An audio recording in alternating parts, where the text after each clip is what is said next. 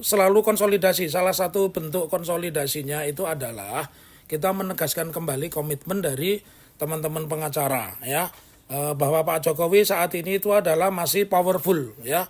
Lalu bagaimana, apakah kita siap ya, itu yang kita tegaskan.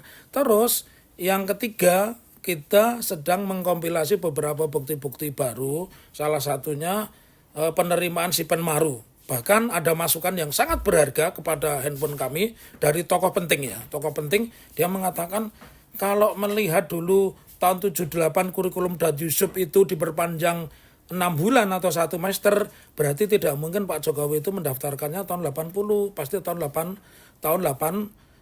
begitu. Dan ketika kita cocokkan memang mencocoki. Jadi salah satu fakta-faktanya itu yang itu belum ada di tempat lain. Download Tribun X sekarang, menghadirkan lokal menjadi Indonesia.